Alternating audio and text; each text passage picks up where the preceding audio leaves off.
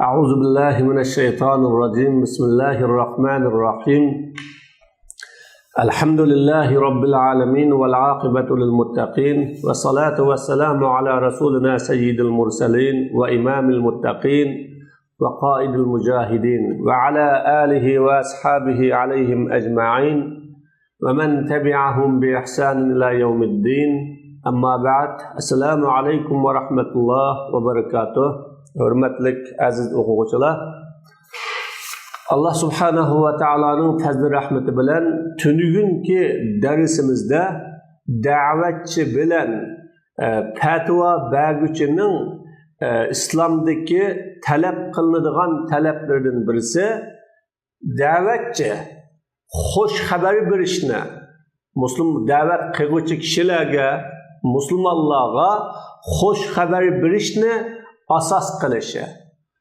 ürkütüvatmasligi, qachiruvatmasligi, fatvo berguchi bo'lsa musulmonlarga osonni, gunoh bo'lmagan holatda, shariatga uchuq muxolif bo'lmagan holatda osonlashtirishni, yengillashtirishni asas qilishni so'zlab o'tgan.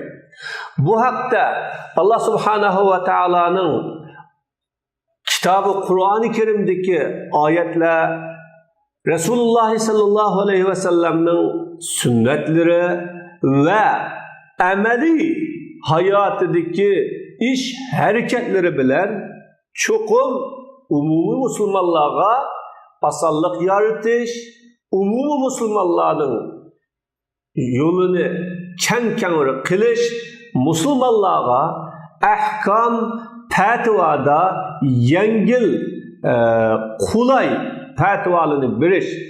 Madamiki u gunoh bo'lmagan, shariatga muxolif bo'lmagan, shariatda uchuq cheklanmagan bo'lsa, qulaylik yaratish fatvo berguchining ve hoş haber beriş davet berguchining, davet qilguchining vazifasi ekanligi haqida biz to'xtalgan va uning muhim va birinchi tegishli ish ekanligida to'xtalgan. Bugungi darsimiz fatvo berguchi va yoki davet qilguchi fatvo berish jarayonida yoki da'vat qilish jarayonida fatvo berilgan yoki da'vat qilingan kishining vaqtlik zurratlarini e'tiborga olish, nazarga olish haqida shariatning talebi ekanligini, shariat fatvo berilgan, da'vat qilingan kishining vaqtli o'tkincha zururiy ahvollarni e'tirof qilishni talab qiladiganligi haqida to'xtalib o'tamiz. Hammaga ma'lum, da'vat qilinuvchi kishining ahvoli o'xshamaydi. Fatvo berilguchi kishining ahvoli o'xshamaydi. Ba'zi vaqtlarda o'tkincha zurur ishlar insonning ustiga nurg'un zurriyatlar insonning ustiga kelib qoladi, insonning beshiga kelib qoladi.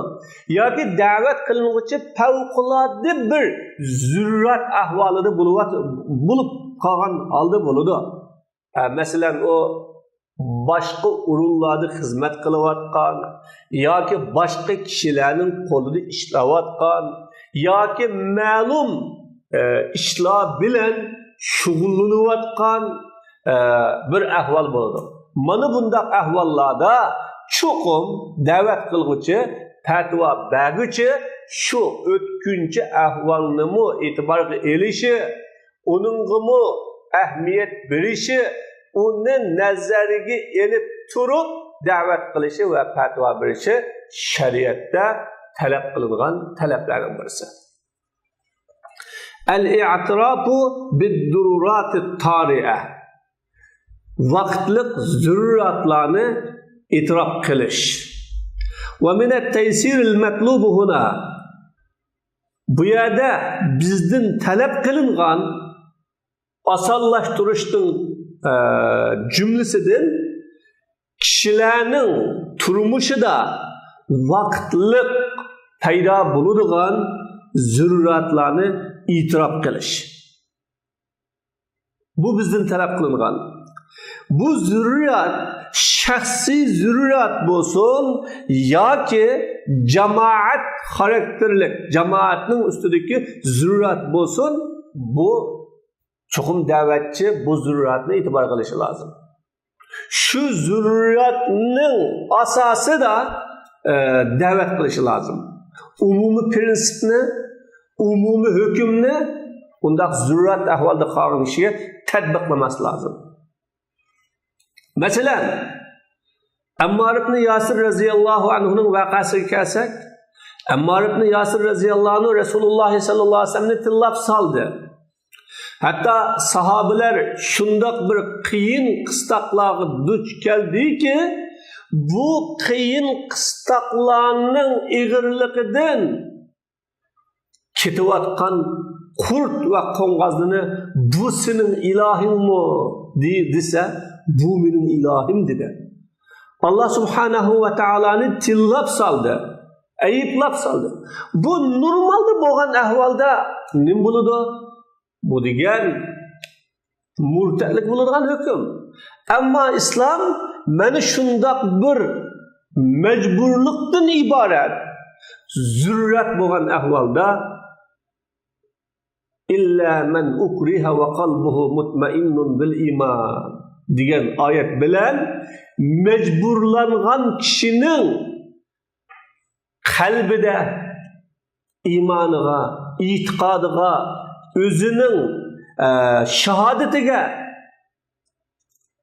şak keltirmegen ve bunun da yeni olmagan, lekin mecburlanışının ig'irligidan ve insanın taqati u xil azap qiyin qistaqqa bardosh bilmaganlik ahvolda kufr so'zni yo kufr qilibni qilsa, mana bu vaqtda islom uni kafir bo'lib ketdi, mushrik bo'lib ketdi demadi.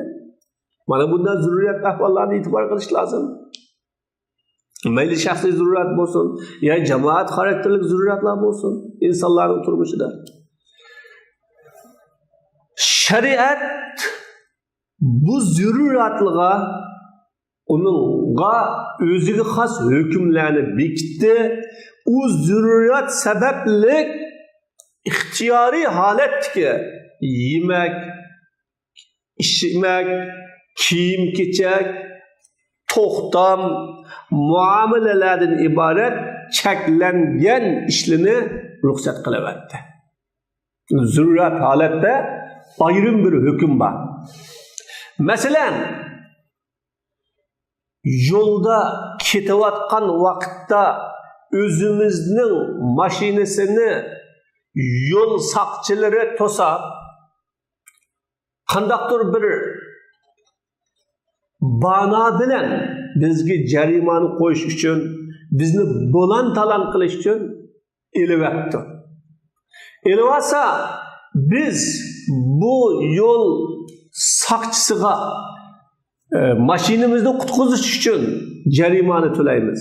Uning zulmligini, uning qonunsizligini, hatto uning berishning to'g'ri emasligini bilamiz. Shariat unda vaqtda cheklangan. Chunki zolimga yordam qilish, iqtisodiy jihatdan yordam qilish bo'lsin. Ig'ir gunoh. Ammo o'zimizning shu millini qo'g'dash uchun, saqlash uchun çoğ ziyanını tatishdan saqlanamiz deb kichik ziyonni islom ruxsat qildi. Xuddi Xizr alayhissalatu vassalam saq bir kemini buzivatdi, saq bir kemini buzivatdi.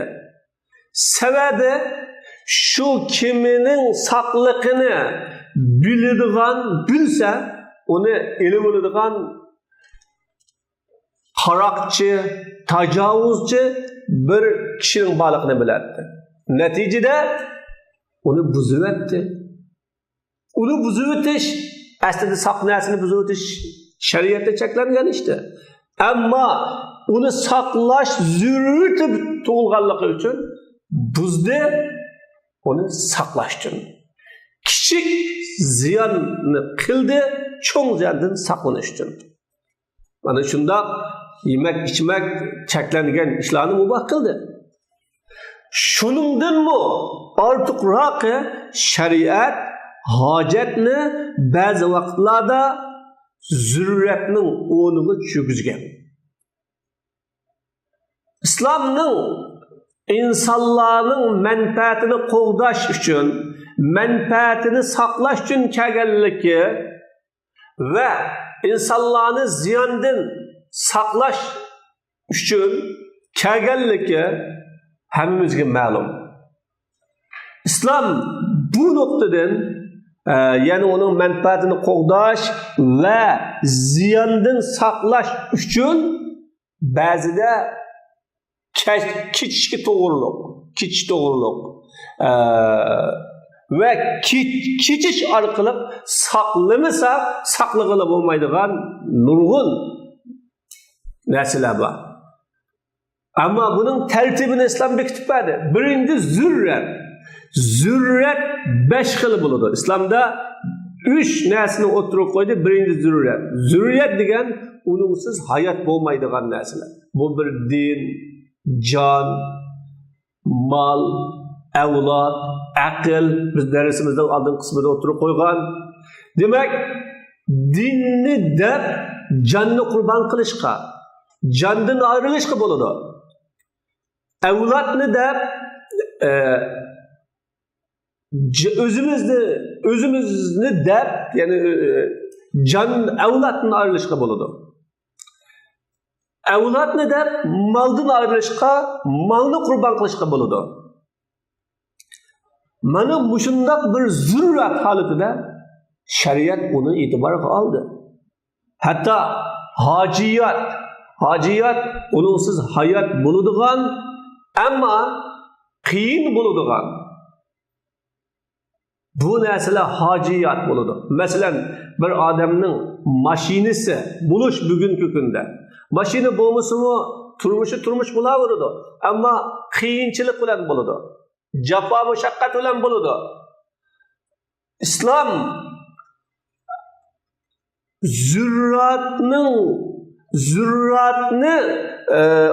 zurratning o'rniga hojatni tushagan ba'zi vaqtda. Osonlashtirish uchun, ummatga osonlashtirish, ummatning qiyinchilikni to'sash uchun. Buningdagi dalil Qur'oni Karimda kelgan, Qur'oni Karimning 4 o'rinda harom qilingan yemek-ichmaklarni so'zlab bo'lgandan keyin bu o'rinda o yemek-ichmaklarni oshirvatmay, o'lchamdan o'tib ketmagan holatida majbur bo'lib qolganligi uchun iste'mol qilgan kishilardan gunohning ko'tarilganligi to'g'riliq kelgan dalil buning dalili. Allah Teala "Femeniz turra gayra bagin ve la adin fela isme aleyhi innallaha gafurur rahim." Yani yukarıda Allah Teala özlüğünden ölüp kalan hayvanın göçünü yiyişini, kanını menfaatlenişini, çocuğunun göçünü yiyişini ve çocuğunun menfaatlenişini haram kılgandın keyin şunundan, yani çocuğunun göçünü yiyişki mecburlangan, onunla kısılıp kalgan, xuddi bir sahrada qolib qoldi, yeydigan hech qanday bir narsasi yo'q. Ammo uning qashida bir cho'chqa bor. U cho'chqining go'shidan yemasa, o'lib qoladigan holatda. U kishi shu vaqtda qo'shiqni qattiq to'yg'azishni niyat qilib,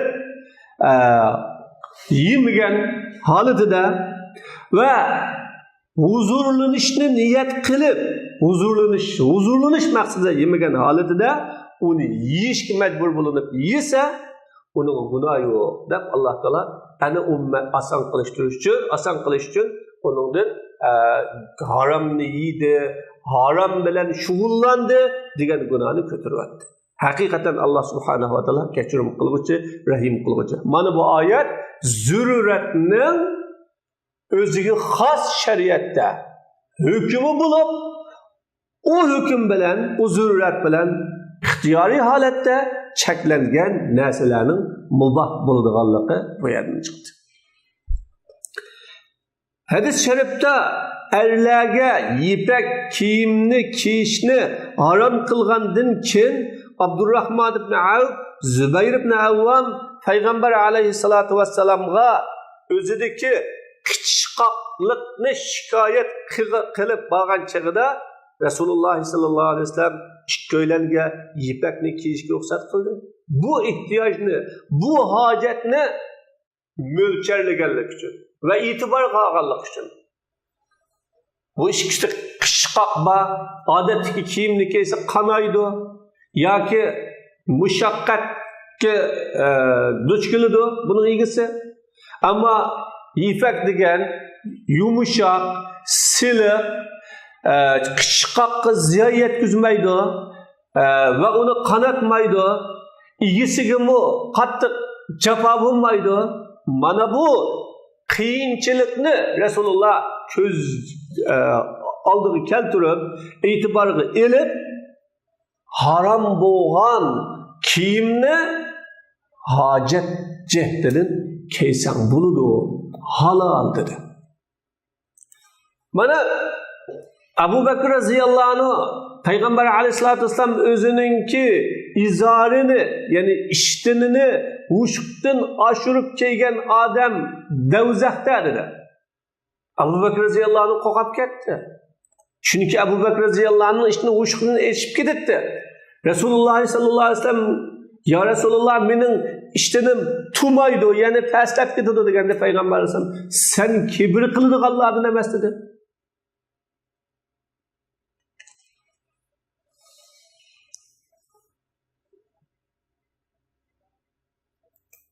Üçüncüsü,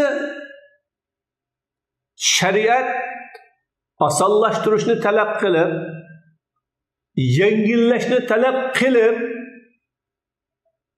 musulmonlarga chiqish yo'li qilgan ishninki uchinchisi zamonning o'zgarishi, tug'an o'rinning o'zgarishi, ahvolining o'zgarishi, niyatlining o'zgarishi, örf adetlerinin özgürlüğü bilen petvanı özgertiş.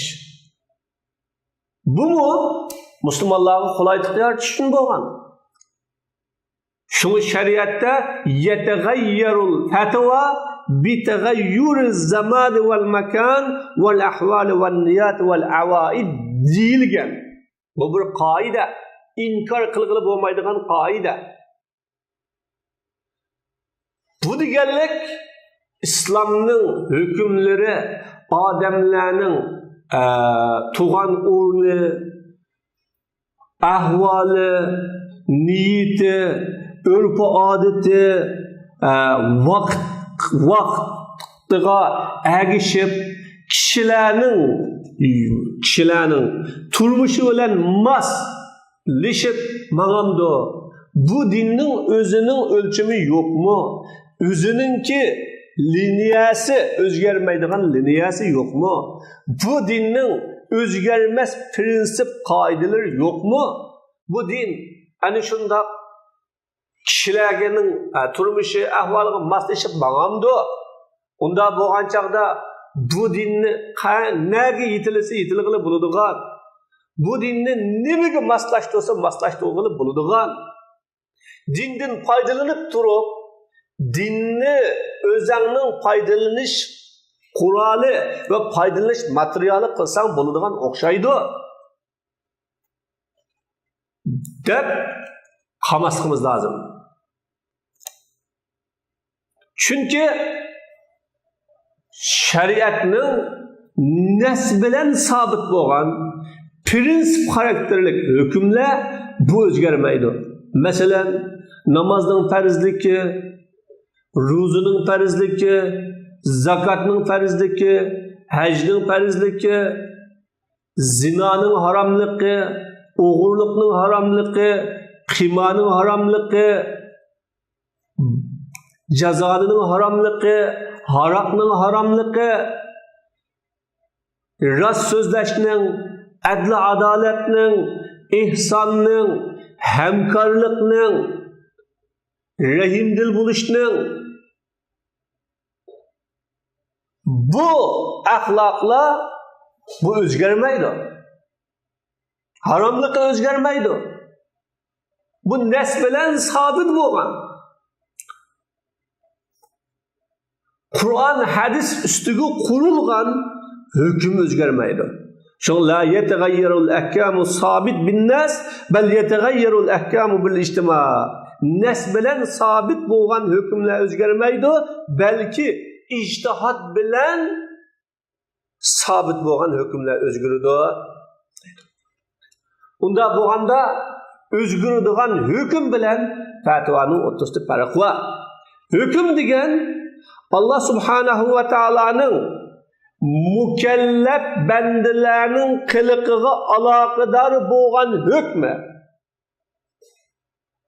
Mesela ahlak, muamele, ibadet, aile, ahkamları bu özgermeydi. Fatva degen sorulguçu kişinin bir reallıktır. Manın meselesi kanda buludu dese şu meseleden özü bilgen ayet hadisinin nuru ruhuga asasen çıkıp ağan hüküm karşı buludu. Bu özgürüdü. وَمِنَ التَّيْسِيرِ الْمَطْلُوبِ هُنَا اَيْزًا bu yerde talep kılıngan, bizim talep kılıngan asallaştırıştın insanlığa yeniden vaqtliq qiladigan o'zgarishni e'tirof qilishning zarurligi. Mayli bu o'zgarishning sababi zamonning buzilishi bo'lsin, fuqaholar iborat keltirganidek zamonning buzilishi sababli nurg'un narsalar o'zgaraydi. Masalan, masjidlarni taqab qo'yish masalasi. Zaman yaxshi chog'lida odamlar ishonchlik vaqtlarda masjid taqash to'g'ri emas. Chunki masjid ibodat qiladigan o'rin, Alloh subhanahu va taoloning zikri aytiladigan o'rin, qachon kirsa kirib orom oladigan o'rin. Ammo zaman o'zgarish sababli, zaman buzilish sababli kişilerdeki işkence kötülüğü sebeple mescidlerinin mal mülklerini oğurlaydıgan, mescidlerge ziyan salıdıgan, ya ki mescidlerge kiriş layık bulmagan adamlar kiridigan, bu kalan vakitte mescidinin ululuğu, mukaddesliği ne saklaştık için mescid namaz okulup boğandikin takılıdıgan. Mana bu zamanın özgürlüğü bilen özgerdi. Ya ki cemiyetin terakkiyatı desek mi buludu? Ya ki o özgürlük sebebiyle zürratlarının çüşü sebebiyle mesela asli şeriatta yoktulgan, çıpkagan nersini özünün orada koyup koyuş. İlgisi kelip çefualarda. Ama zaman özgürlük adamların adamlar işencesizleşip ağını yancıqığı salıdığan müketken çağıda onu elip yancıqığı selip çın saklap tarif kılış. Yani onu tunutuş kişilerge. Eğer ilgisi kep kalsa bir iş, kemi kalsa işletiş. Ya ki o buzuluduğun neyse bu kalsa işletiş, ilgisi kelgende bir iş. Şunlaşqa şeriatning fuqahalari zamanning o'zgarganligi, makonning o'zgarganligi, urf odat ahvolining o'zgarganligi sababli fatvolini o'zgartirishga ruxsat qilgan.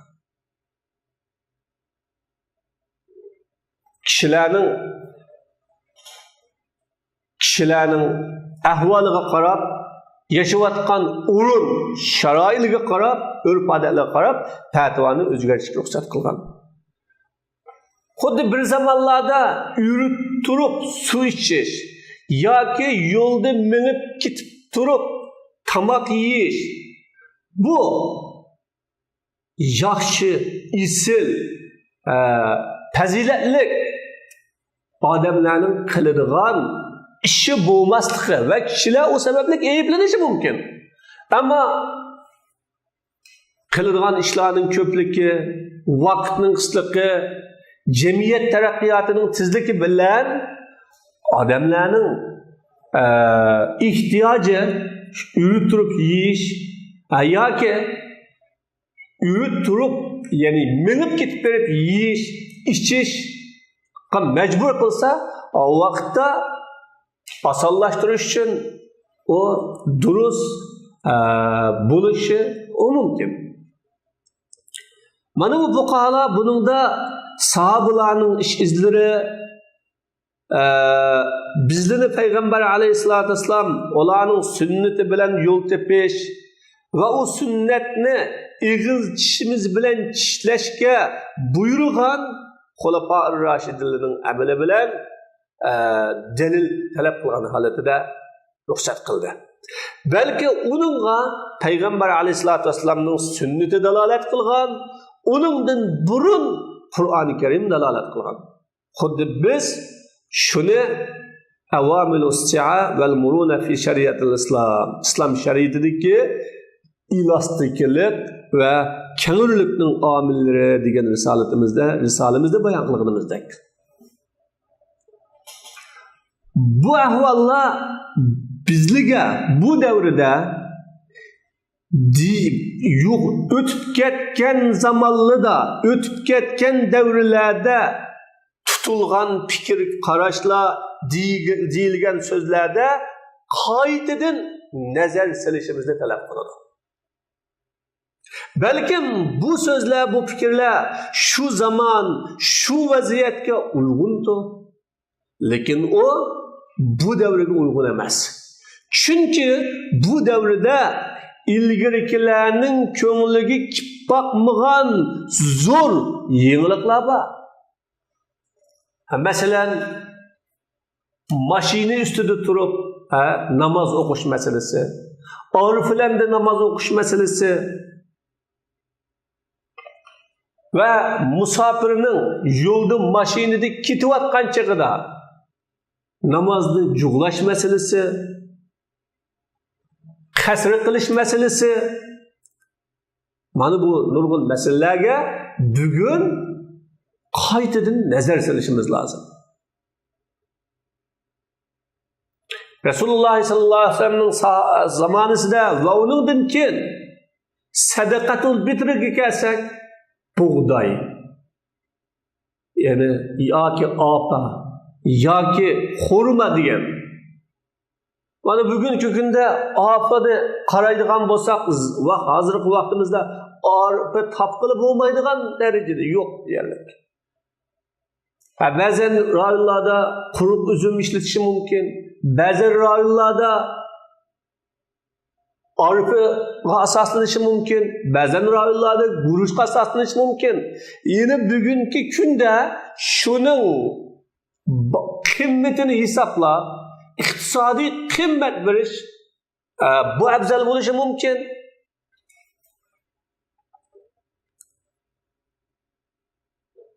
Val qawlu bihal yawm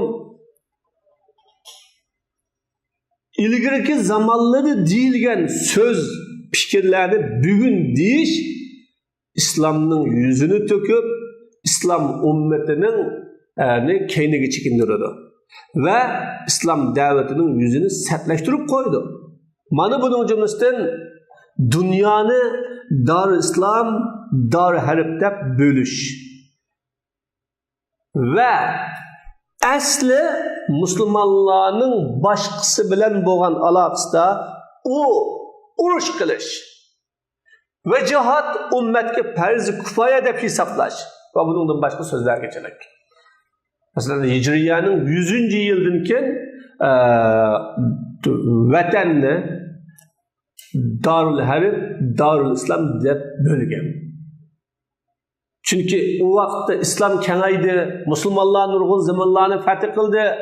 Fath qilinsiz nurg'un zamonlar ham bo'lganligi uchun fath qilingan zamin bilan fath qilinmagan zaminning orasida nurg'unlagan islomning hukmlari o'rtaga chiqdi. Chunki fath qilinmagan zaminlarda nurg'un musulmonlar bor, fath qilingan zaminlarda nurg'un kofirlar bor, zimmiylar bor. Unda bo'lganda bir yurtni islomiy yurt, islomiy davlat, islomiy shahar deb atash va kufr davlat, kufr shahar deb atash. Bu Qur'on hadisda kelmagan, ammo uning ishora qilingan ikki xil holat shakllandi. Ulamolar bu haqda musulmonlarning kuchi u yurtda asosli kuch bo'lgan chaqida shariatning hukmlari u yurtga ijroda yurgizilgan vaqtda musulmon hokim u yurtni boshqarsa bu islomiy yurt. Musulmonlar amin bo'lsa, islom shuarlari tuzilsa va u yurt kufr yurti bilan chegirdash bo'lmasa, bu yurt islomiy yurt. Agar islomiy yurt bilan chegirdash bo'lmabdi, islomiy yurt bilan chegirdash bo'lmabdi, musulmonlar u yurtda amin bo'lmabdi, islomiy shuar u yurtda turg'izilmabdi, islomiy shariat tatbiqlanmabdi, musulmon hokim boshqarmabdi, u Darul Harb bo'ladi. Bunda dar bilan, bundaq yurt bilan, islomiy yurt bilan kufr yurtni o'ttirishga birdan bir aloqa urush. Ya u islomga kiradi, yoki uningga qarshi urush qilinadi, jihad qilinadi, u fath qilinadigan o'rin deb bo'lish. Mana bu bugungi kundagi davriga kelgan chaqda o'zgartmasi bo'lmaydigan, bu xil fikriga qoidadan qarab chiqmasa bo'lmaydigan bir bo'lashga aylandi. Reallik shuki bu so'zlar bizning zamonimizga uyg'un kelmadi. Islomning aniq naslaridan u so'zlarni qo'llaydigan nasmi tepilmadi. Balki bu naslarda uningga qarshi keladigan dalillar. Masalan, islom odamlar o'rtasida bir-biri bilan tunishni talab qiladi. Va ja'alnakum shu'uban va qabaila lita'arafu. Biz sizlarni oyma qabila qildik o'zaro tunishinglar uchun. Demak, yurt, davlat, xalq, millat o'rtasidagi aloqa ta'aruf aloqasi, tunishish, hamkorlashish, bir-birini qo'llash, tinch o'tish, inoq o'tish aloqasi. İslam urushdan qo'l yig'ishni, tinch o'tishni ne'mat deb hisoblaydi. Mana islom Xandak g'azatiga varaddallohu allazina kafaru bighayzihim lam yanalu khayr va kafallohul mu'minina al-qital. Allah subhanahu va taala kafirlarni ochchig'i bilan yandudi. Ular yaxshilikka yetamidi. Allah Teala müminlerge urush qilishdan kifoya qildi deb izohat berdi. Demak, kafirlar maqsadiga yetamidi, ko'zliginiga yetamidi. Allah Teala musulmonlar bilan kafirlar o'rtasidagi urushni to'sdi va urush portlamadi. Musulmonlar tinch, xotirjam qoldi. Islom Hudaybiya sulhini aniq fathi deb hisoblaydi. U orqali payg'ambariga minnat qiladi. U haqda suratul Fathni tushirdi. Inna fatahna laka fathan mubin. Biz siz uchun oshkor fathni, ochiq fathni fath qildik dedi. Va Alloh subhanahu va taolo payg'ambariga, mu'minlarga bu surada ikki fariqining o'zaro qo'lini to'sqanlik bilan minnat qiladi. Minnat qilib Allah deydi: "Va huvallazi kaffa aydihum." Alloh taolo ularning qo'llarini siladin, sizlarning qo'llaringlarni uladin Makka da to'sdi, sizlarni ularga qodir qilib bo'lgandan keyin dedi. Asli sizlar ularni tuta oladinglar. Ularni o'ltira oladinglar. Amma Allah subhanahu va taolo to'sdi. Ya'ni urushdan Alloh taolo saqladi va urush patlamadi dedi. Payg'ambar sallallohu alayhi vasallam harb degan so'zdan nafratlantirib, hatto payg'ambarim ismlarning eng yaxshisi Haris, Hammom degan ismlarning eng yomoni harb, murra degan ism deydi. Harb degan urush, so'qish, murra degan ochiq degan ism. Mana bu ismlardan shu quloqqa sat anglanadigan, kishilarga yoqmaydigan bu ismlarni qo'llanayotdi. Ammo musulmonlar bugungi kunda Allohning dinini oliy qilish, shariatni tatbiqlash, qo'ldan ketgan islomiy zaminlarni qo'lga keltirish uchun kurash deydigan, Allohning qilichi deydigan, Allohning askarlari deydigan har xil ismlarni o'ziga qo'ydi va o'zini onun bilan atidi. Bu zamonning talabi va taqozosi bilan bog'langan, zamonning talab taqozosi bilan o'zgaradigan hukmlar. İslam o'tmishdagi zamonlarda yo'lga qo'ygan jihad onun aniq maqsadi edi. O'tmishdagi jihodning aniq maqsadi edi. Bu maqsad da'vat yo'lida to'salg'i bo'lgan moddiy to'salg'ilarni yo'qotish edi. İslamiy da'vatning yo'lidagi moddiy to'salg'ilarni yo'qotish edi. Shu zamonlardagi podsholar, xoqonlar islomiy da'vatning xalqlarga yetish oldida to'salg'i bo'lib turib. Shuning uchun Payg'ambar alayhisolatu vasallam o xoqonliga, podshohliga maktub avatdi. Ularni o maktubda islomga chaqirib va ularga ummatining ozg'unlik gunohini yuklab, ular bu ummatni sirtdan keladigan qandoq bir ovozga quloq solishdan to'sqan. Nima uchun? O ovoz xalqini uyqusidan o'g'itib, xalqiga o'zining kimligini his qildirib qilishdan qo'rqib. Natijada o xalq uyqusidan o'g'inib, tağutlarga isyon ko'tagili va qarshi chiqishdan qo'rqib. Shunlashqa biz ularning da'vatchilarni ba'zi vaqtlarda o'ltirganligini yoki musulmonlarni ba'zi vaqtda o'ltirishga oldirganligini yoki musulmonlarga g'azab qilish, urush qilish uchun tayyorlaganligini va ularni musulmonlarni o'z zaminisining ichida tahdid qilganligini topamiz biz. Maqsad islom da'vati xalqimizga yetib qolmasa, xalqimiz o da'vat bilan uchrashib qolmasa da. Ammo bugun da'vatning oldida to'salg'i yo'q. Bo'libmi? Ko'p fikr, ko'p xil iqim, ko'p jamoa bo'lishni qabul qiladigan, ichivitilgan davlatlarda.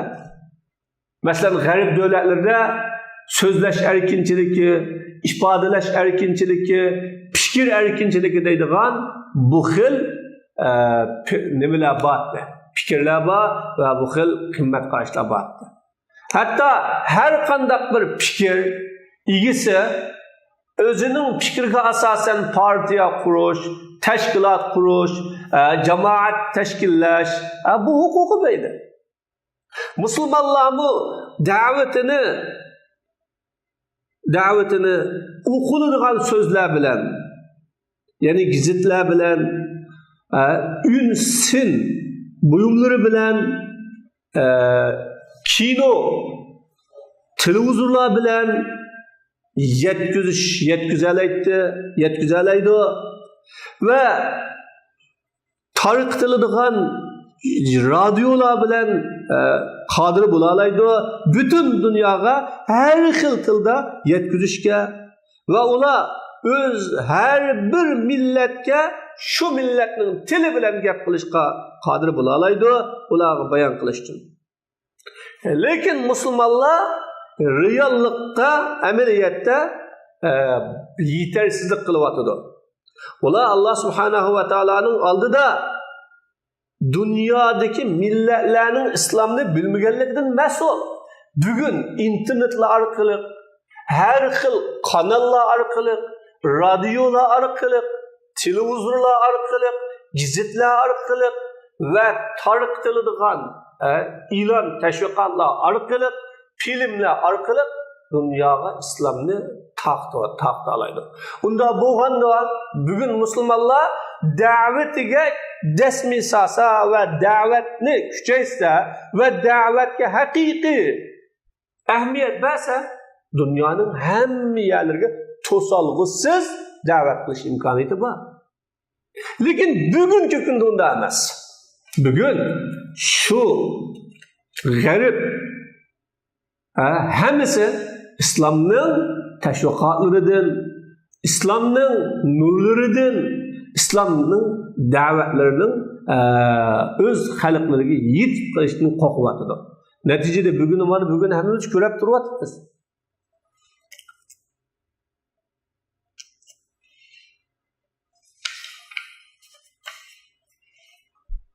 To'rtinchisi paydin-pay taraqqiy qilish, qonuniyatiga rioya qilish. Chuqur fatvo beruvchi, da'vatchi o'zining da'vatida paydin-pay, kundan kunga, oyma-oy uni taraqqiy qildirishi lozim. Bugun musulmon bo'lsa, islomning nurg'unlagan hukmlarini unga so'zlab, hammani tushuntirib, musulmon degan ma ishni qiladi, mani qilmaydi demaslik lozim. Bugun eng muhimini deyish lozim. Azroq vaqtdan keyin ondan siz bir yaxshi musulmon, solih musulmon, hamda mani qilib deyish lozim. Ma'lum musulmonning qiladigan ishi deyish lozim. Bugun musulmonga hammani da'vatlab, musulmon uni ko'tarib bo'lolmay, qilishga qodir bo'lib bo'lolmay yoki uningga ko'nib bo'lolmay hammani tashib o'tish ehtimolligi bor. Bu yerda bizlardan talab qilingan qulaylaştirishning birisi asta taraqqiy qilish, qonuniyatiga rioya qilish. Alloh subhanahu va taoloning yaratish dunyosidagi qonuniyatiga moslashish ve buyruq dunyosidagi qonuniyatiga moslashish uchun islomiy shariatning namoz, ro'za va uningdan boshqa farzlarni farz qilishdagi yo'liga, shuningdek harom qilingan ishlarni cheklashdagi yo'liga ergashish uchun. Mana xalqi yaratish dunyosiga qolsak, hammamiz bilamiz, Alloh subhanahu va taolo bir daqiqaning ichida kun degan so'zi bilan osmon zaminni va osmon zamindagi har qanday narsani yaratishga qodir edi. Ammo Alloh subhanahu va taolo bir bolani qarab baqsaq, 40 kun sperma holatida, 40 kun lahda holatida, ya'ni uritilgan qon holatida, 40 gün bir çaynam göç haletide, anından keyin 9 ay anının qo'shiqida turdi. U anının qo'shiqidan tushib 10 yoshga kirganga qadar farishta hech narsa yozmaydi. Alloh hech narsa unga taklif qilmaydi. Mana uningdan boshqa dihon o'zining dihonchilik qilish uchun sog'an uruqi 9 oy 10 oyda meva beradi. Atyozliqda daraxtlar bir necha vaqtda inson bilib bo'lolmaydigan darajada tadrici. Emir alimidimi? Peygamber aleyhissalatü vesselam 23 yıl içinde dinni mükemmel kemidi mi? Kalp Allah'ın kolunda emes mi? Kişilerini Allah yaratkan emes mi? Kur'an Allah'ın sözü emes mi? İman eyledik Allah'ını Allah bilmem dedi. Öletti. Allah bilgendeyken iman eyledik Allah'ını kalbini bir lam vakitte içivetse, Kur'an-ı Kerim'in nuru onun kirse, insanlar iman edilir Allah'a iman etse, iman etmeydik Allah'a iman etmesi bulmam dedi. Ama Allah Subhanahu ve Teala her bir işte kanuniyeti boyunca tedrici, astımı asta, peydin pey terakki kıldırış arkalık kişilerge dinni kolay, asan ve dinni kişilerin takdi götürelaydigan, aklı kubul kılalaydigan, onun ilmi ve dini sapası mas kilalaydigan halette terakki kıldırışını Allah öyle de.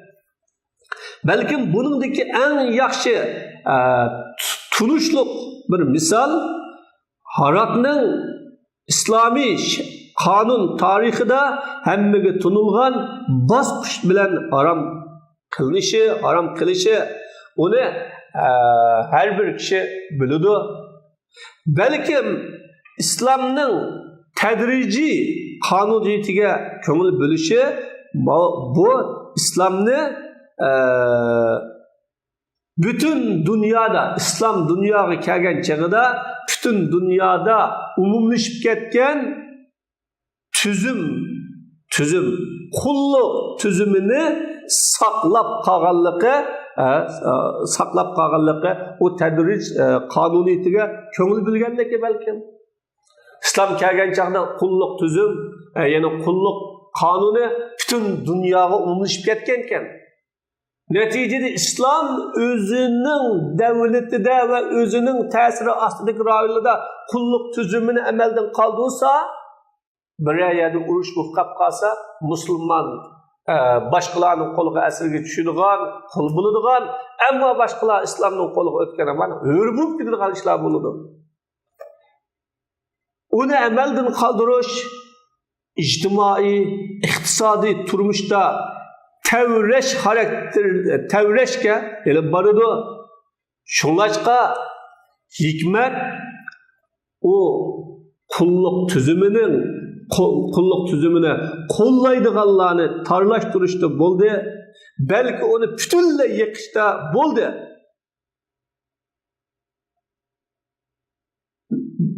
Neyse ki tepildi şununla yol ve onun metlerini en yukarı çekti kengaytışta boldu.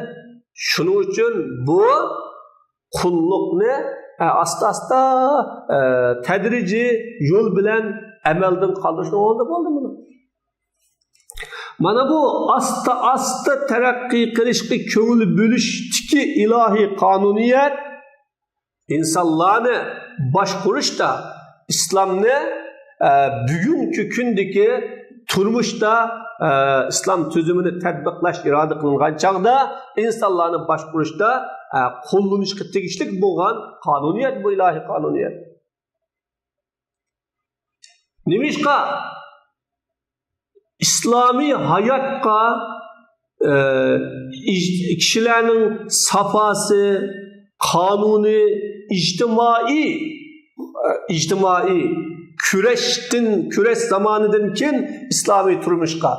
İslam turmuşunun, İslami hayatının sakafet tarifi, safa kişilerinin ki, safa terbiye tarifi, qonun tarafi, ijtimoiy tarafiga necha 100 yil yoki necha 10 yil islom dushmanlari kurash qilgan.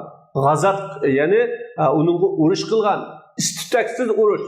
Kishilarning idisida, kishilarning aqlida, kishilarning fikrida, hatto kishilarning ijtimoiy hayotida va tashriiy hayotida kishilarni shariatdan yiroqlashtirish, shariatning ta'siridan yiroqlashtirish, idisida shariatdan ayirish urushi elib bo'lganligi uchun bu islomning tuzumini bugun kungi turmushda tatbiqlash iroda qilingan chog'da insonlarning boshqarishda qo'llanishga tegishli ilohiy qonuniyat shu asta taraqqiy qilishga rioya qilish bo'lishi lozim. Agar biz haqiqiy islomiy jamiyat qurishni ko'zlasak, undaqda biz u jamiyatni qalamni chirib qo'yish bilan vujudga chiqadi yoki podshoning yo raisning chiqargan qarori bilan vujudga chiqadi yoki bir qo'mondonlik organining yo parlamentninki qarori bilan vujudga chiqadi deb o'ylamaylar. O davlatning boshliqlari yo podsho yo parlamentdan olgan qaror bilan yoki bir buyruqqa imzo qo'yish bilan bunda bir islomiy haqiqiy islomiy jamiyat vujudga chiqadi demaylar. Faqat bu asta taraqqiy qilish yo'li bilan qo'lga keladi. Men demoqchimanki, tayyorlik qilish bilan, fikriy jihatdan tayyorlik qilish, kishilarning psixikasi jihatdan tayyorlik qilish, axloqiy, ijtimoiy tayyorlik qilish va ining ustiga uzun zaman tug'an bir necha muassasalar va shar'iy o'rinbosarlarni paydo qilish, cheklangan siyosatlarga, bu siyosatlar ustiga uzun zaman bir necha muassasalar turdi. Demek bir cemiyet kuruş, devlet kuruş, bir İslami hakimiyet kuruş bunda asan emas Müslümanlar.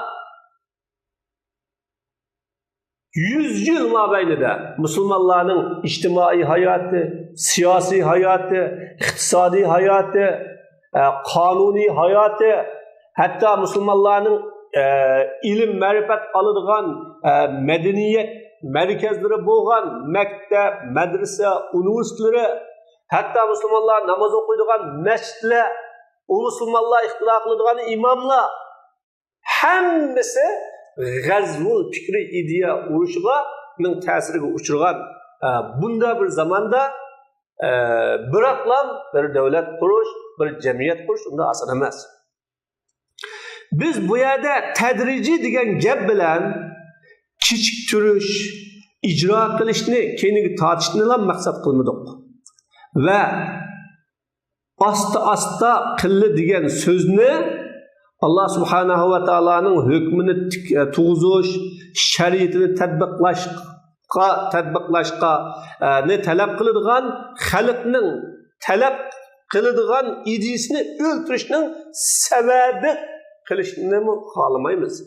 Balki uning bilan maqsadni muayyanlashtirish, planni bekitish, bosqichlarni aniq belgilash, onglik, rostlik bilan belgilash ne xohlaymiz. Ya'ni har bir bosqich kimki bosqichga plan, sistema, samimiyat bilan topshirilsa, natijada karvon islomni tiklash, ya'ni butun islomni tiklash iningda maqsad qilingan va ko'zlangan bosqichga yetsa demakchi. Mana bu Payg'ambar alayhisolatu vasallam jahiliyat hayotini islomiy hayotga o'zgartirish uchun mangan yo'lning o'zi. Biz buni yuqorqi bölümde bayon qildik. Uning ma'nosi bor maydonlardan tarixchilar Umar ibn Abdul Aziz radhiyallohu anhudan rivoyat qilgan bir rivoyat bor. Buni Umar ibn Abdul Azizni musulmon ulamolari 5-xalifa deb sanaydi. İki Ömer'nin ikincisi deb sanaydi. Çünkü Umar ibn Abdul Aziz mi özünün çoğ dadısı Umar ibn Hattab radhiyallohu anhu'nun yolu bilen mangan. Onun Umar ibn Abdul Aziz'nin oğlu Abdülmelik bu bala yaş, özü takva, ot yürek idi. Dadısıga bir günü ey dada, nime için siz buyruklarını icra kılmaysınız dedi. Allah ulan kasem, eğer men ve sen bilen hakta kazan kaynap kesse men perva kılmaytma dedi. Yani takva, garur, yaş özünün dadısın zulümni yoktuş, buzukçılıkның tesiri, şeriatın çetlep gitişinin tesirini bir aklam yoktuşunu talep kıldı. Şunu irade kılıptı. Küçük tümü sörelmelik kılmayın. Onun dekinden bolsa. Lekin dada aklı uşu caydı dada balıska aldırma bala. Allah Teala harakını Kur'an-ı Kerim'de 2 kıtım söktü. Bunu 3. kıtımda haram kıldı. Men hakını ademlerge bıraklam yüklesem ademler onu bıraklam taşlap koştuğunu kokumen. Ve yakunu minza bunundan bir fitne buluştuğunu kokumen. Bana halife, doğru tapkan halife işlerini hikmet bilen asta terakki kılış bilen hal kılışını irade kılıdı. Allah subhanahu ve ta'ala'nın haram kılıştaki kanunuydu bilen yol tepip. O balasa bolsa hakni bıraklam ulağı sındırışını ve ulağını neme kılıngan yolga yani közlengen yolga kadem elip bilişini irade kılıdı. Mana bu doğru fikir. Yani o Ömür ibn Abdülaziz ulağı hakkını bir yutumdan üçürüdü ve ulağını közlengen yolga kadem abbarıdı. Demek asta kadem ebbirilgan bu yolda nişanlığa yetkili buludu. Maksatga yetkili buludu. Ama bir aklam kılman dese bir aklam hemmisinden mahrum kalıdı. Şunun için asta taydin terakki kılış kanuniyetiga rioya kılış bu mu davetçilerden mubtilerden talep kılıdığın bir talepnin birisi. Ve ahiru da'vana enelhamdülillahi rabbil alemin.